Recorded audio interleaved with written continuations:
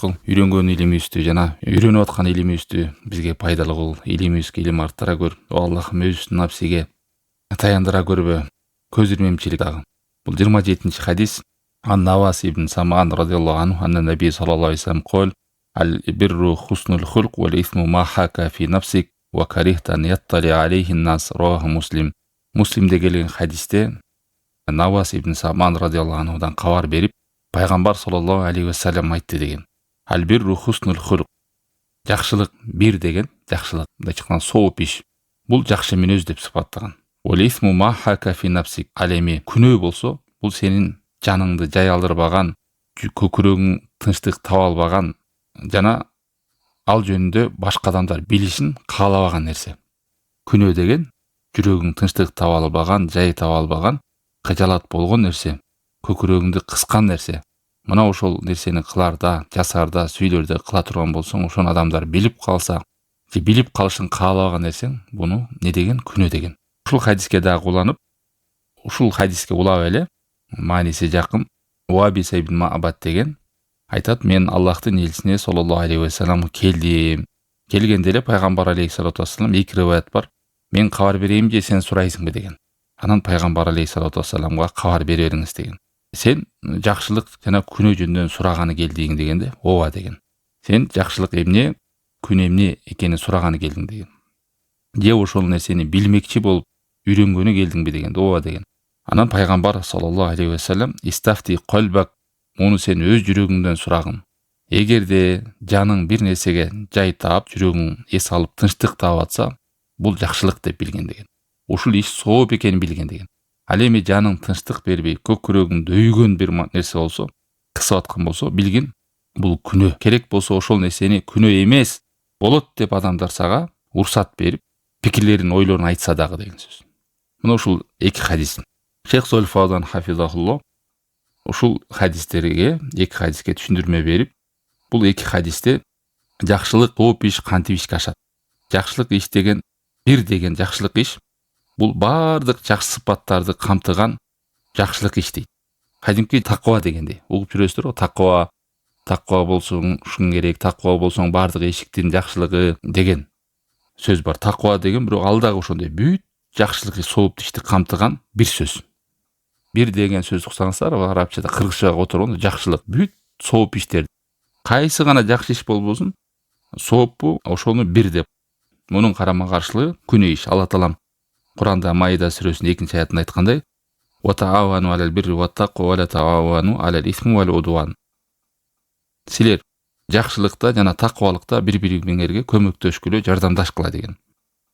Жана күнөө иште, душманчылыкта бири-бириңерге жардамдашпагыла, шериктеш болбогула деген аят бар. Мына ушул жерде таквалык менен бирди айткан. Бир деген ар бир сооп иш. Мына ушул нерсени пайгамбар алейхиссалату вассалам айтат. Аль-бир хуснул хулк. Жакшылык деген бул чырайлуу мүнөз, кулк мүнөз деген сөз. Мындайча айтканда, жакшылык деген сөз адамдын кулк мүнөзүн эле камтып калбайт. Балким кулк мүнөз, адеп, ахлак деген ушул жакшылыктан бир бөлүгү да, эң чоң түрүнө кирет десе болот да. Болбосо бирге көп жакшы нерселер кирет. Тек гана адам мүнөзү эле эмес, амалдары, сөздөрү. Ушундай сыпатта башка хадистерде сыпатталат. Мисалы, ажылыкты арафа деп койгон. Эмне ажылыкта арафа эле барбы?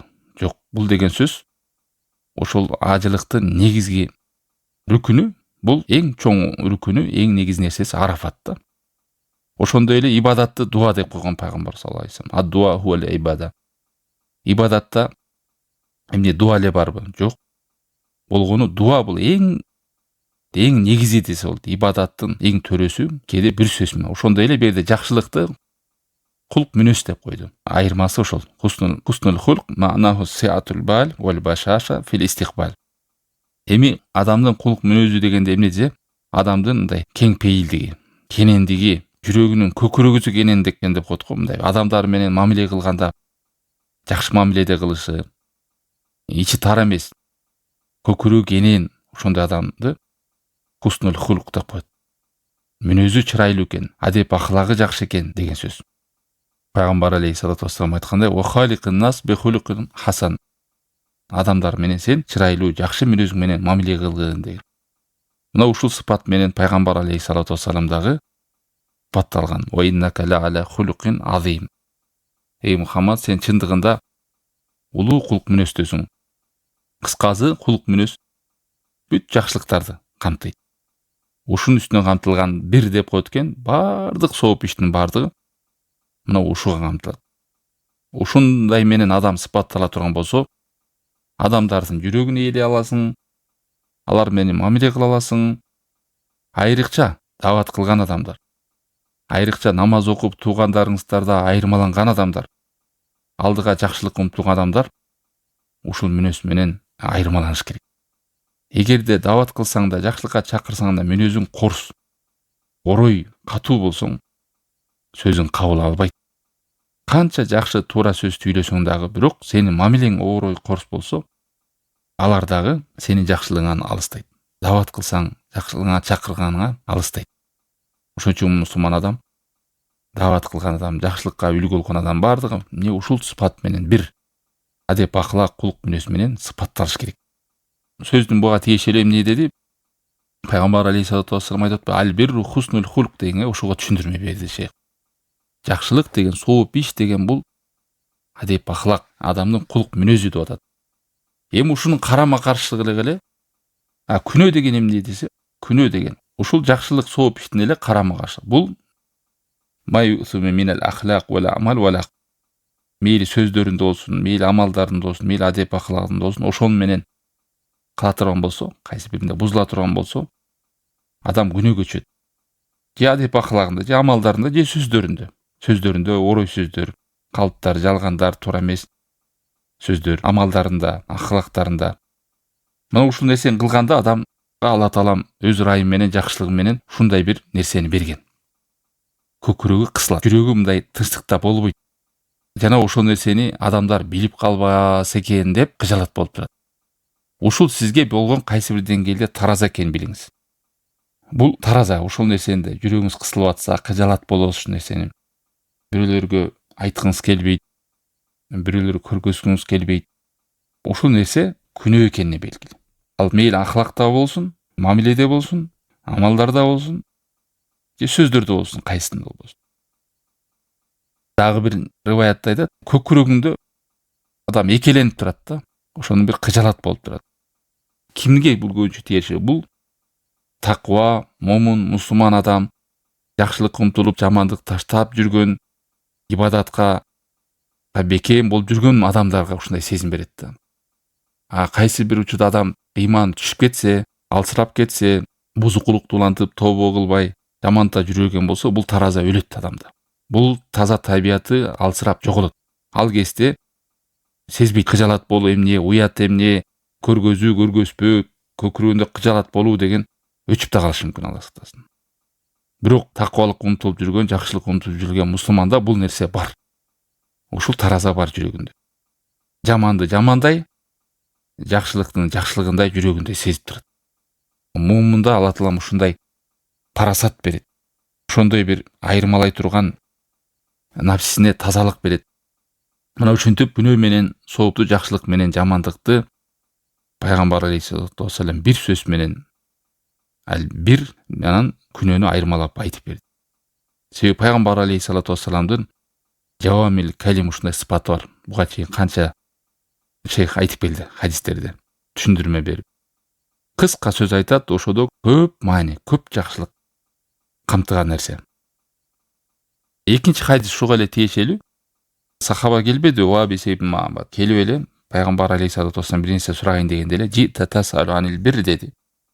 Сен жакшылык жөнүндө сурайын дедиң да, башка бир риваятта мен кабар берейинби, же сен сурайсыңбы дегенде пайгамбар алейхиссалату вассалам сиз кабар бере бериңиз деди. Бул дагы пайгамбар алейхиссалату вассаламдын пайгамбар экенинен аламат белгилеринен деген. Аллах Таалам кээде коюпту көргөзүп, ушундай нерселерди вахий менен адамдардын келгенде эмнени каалаганын, эмне деп сурап келерин билген учурлары да болгон. Анан пайгамбар алейхиссалату вассалам ага карап айтты: "Албирру матма аннат илейхин нафс." Жакшылык, сооп иш деген бул көкүрөгүң жай таап алган, тынчтык таап алган, жүрөгүң отурган нерсе деди. Жана жүрөгүң ошол нерсеге тынчтык табат деди. Ал эми мунун карама каршылыгы жүрөк тынчтанат, бүкүтүкү болот, бир жерге жан жай таап ала албайт, шашалак, тынчтануу, туруксуздук, ушунун баардыгы аламат белгиден болуп турат. Күнөө экендигинде, жүрөгү напсиси тынчтык таба албай атканын баардыгы белги болуп турат. Ал эми күнөө айткандай жаның жай таба албаган, тынчтык таба албаган нерсе, адамдар аны көрүп койбосо экен деп экеленип жүрөгүң кыжалат болуп турган нерсе. Эми күнөө кылбай коебу десе, күнөө кылат адам. Күнөө кылып алат, бирок ошол күнөөнү сен башка бирөө көргөзгүң келбейт. Бул менен кантип билебиз, көргөзгүң келбегенин, кыжалат болуп атканын, бул дагы белги ал нерсенин жакшы иш эмес экенин. Мисалы, үйүңдөгү кылып аткан нерселерди башка адамдарга көргөзгүң келбесе, бил ошол иш жакшы эмес. Ошол адеп акылактан эмес. Кээ бир адамдар үйүндө мамилеси жаман, көчөдө кичпейил болгондор бар мисалы. Ошол үйүндөгүсүн көчөдө көрүшүн каалайсың десе, ал адам каалабайт. Анда бул ишим дагы жакшы эмес экен деп билиш керек адам.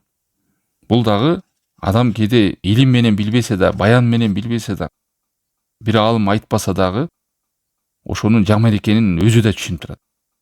Жүрөгү дагы сезип турат. Көкүрөгү кысылып турат. Жан дүйнөсү жан жай таппай тынчсызданып турат. Ал эмнеге белкен? Ошол иш жакшы эмес экен. Ошо иш күнөө экенине белги. Адамдардан жашынганы, жүрөгү тынчтанганы, бүкүтүк болгону баардыгы белги. Бирок бул кимдерге белгилүү? Дагы эскертели, бул адам канчалык жакшылык умтулган чынчыл адамга Алла Таалам бул жакшылык ушундай берет. Анан күнөөгө малынып кеткен, тободон алыстап кеткен, жамандыкта жүргөн адамга бул сезим өлөт. Балким мындан да табияты, напсиси, фитраты бузулса, Алла сактасын, күнөө иш жакшынакай көрүнүп, сооп иш жаман көрүнүп калышы мүмкүн. Алла Таалам Анфал сүрөсүнүн 29-аятында «Ин таттакуллаха яж'ал лакум фуркана». Эгер силер Аллахка жакын болуп, таква болсоңор, силерге айырмалай тургандай нерсени берип коет деген. Фуркон берип коет. Фуркон деген ушул жакшылык менен жамандыкты, зыян менен пайданы, арам менен адалды айырмалай тургандай, акыйкат менен жалганды айырмалай тургандай сизге сезим берет. Ошондой көргөчтүк парасат берет. Ошондой мүмкүнчүлүк берет сизге. Керек болсо адамдар аны нерсени ой боло берет, кыла бер, жасай бер десе да, сен сезесиң ал нерсени болбойт экенин. Ушундай мүмкүнчүлүктү Алла Таалам берет. Каяктын негизинде ошол адам таква болуп, чынчыл болуп, Аллахка жакындаган сайын. Ин таттакуллаха деп, эгер Аллахтан таква болуп корксоңор, Аллах Таалам силерге фуркон, айырмалай турган айырманы берет силерге деди. Ана хадистин улазында айтты. Ошо көкүрөгүң тынчтана берет, адамдар аны сага туура деп боло берет деп айтса деле, баары сенин көкүрөгүң тынчтана берет. Маселе бирөөдөн сурап уруксат алып алыш деле эмес. Маселе эптеп уруксат. Өзүң каалаган нерсени алып алыш эмес. Бул жерде ушул Аллах Таалам сенин көкүрөгүңө берген. Кээде адам туура кыла бер десе, сен кылгың келбейт. Боло берет десе де сен болот деп көкүрөгүң жай таппайт. Мына ушундай. Ва ида важатта нафсака тахкуру хада шей фахада ифн. Эгер ушундай сыпатты тапсаң, билген ал иш, күнөө иш. Себеби сен бар бирөөлөрдөн сурасаң, алымдан сура, илим талап кылуучудан сура, тажрыйбасы бар адамдан сура, сенин сурооңо жараша. Кээде сураган адамың ынсапсыз же илимсиз болуп калышы мүмкүн, же адашкан адам болушу мүмкүн, же сен суроону үстүртөн берип, өзүңө уруксат ала тургандай кылып фатва алып алышың мүмкүн. Мунун жолдору көп. Сен сурооңо жараша жооп алып алышың мүмкүн. Бирок баары жүрөгүңдө кыжалат, тынчтануу бар. Жана айтып коет го, уруксат алам деген адам өзүнөн таап алат да. Тиягынан сурап, буянан сурап, бузук адамдан сурап. Азыр тем более азыркы заманда фитна заманы, бузук алымдар да көп, кыянатчыл фатва бергендер да көп, аманаты жоктор көп. Суроону дагы жалпактап, качырып, маселени түпкүрүнөн так көргөзбөстөн, эптеп уруксат алып алуу жолун издеп, напсисин ээрчип сурап алышы мүмкүн. Бар андайлар канчаны практикада жазгандардан көрүп атпайбы. Баары жүрөгүндө кыжалат. Мисалы, билет кредит арам экен. Могу банктан болбойт. Ушундай билет ушул бул нерсе сүткөрлүк арам экен. Бирок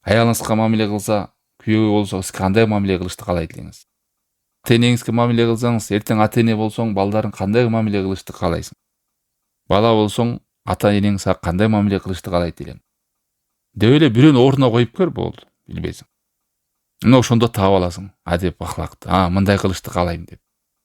Бирөөнүн алдында иштесең, кандай башчы болсоң, кандай болушту каалайт элең? Башчы болсоң, анын колунда кызматкер болуп калсаң, андан кандай каалайт элең? Ордуна эле коюп көр. Бирөөгө мамиле кыларда ошону өзүң ордуна коюп көр, болду. Ошондо түшүнөсүң адеп ахлакты. Бул дагы бир тараза. Бул жерде дагы ошол сооп менен күнөө иште дагы ушундай белгилер болуп атат. Эрежени пайгамбар алейхиссалату вассалам үйрөтүп атат. Адам сага жалган айтып, арамды адалдап, адалды арам деп берейин деп атса дагы, күнөөнү сооп деп, соопту күнөө кылып берейин деп атса дагы, сага тараза берди. Айтты, болду. Караңгы элге капырдагы молдо. Айтып атпайбы тиги молдо? Ошол билбейби деп антип кетпе деп атат. Сага Алла таалам көкүрөгүңө салып койгон тараза бар. Ошо менен тынчтык таап атасыңбы? Жүрөгүң жай алып атабы? Көкүрөгүң отуруп атабы? Ошол азыр кылып аткан ишиңди көчөгө чыгып да кыла аласыңбы? Адамдардын ушуну көрүп турса деле кыжалат болбой жашынакай жүрө аласыңбы ошо менен? Же жашыруу барбы? Же кыжалат барбы? Мына ошол кыжалат болуп атса, жашырып атсаң, жүрөгүң тынчтык таба албай атса, билгин ал нерседе күнөө бар деген сөз. Ал иш жакшы эмес, сени жакшылыкка алып барбайт деген сөз. Жүрөгүң ток, көңүлүң ток, ошону кылуу жакшы. Адамдарга көрсө дагы жакшы, кыжалатың жок болсо, билгин ал не? Ал жакшы иш деген. Кыжалат жок ал иште деген сөз.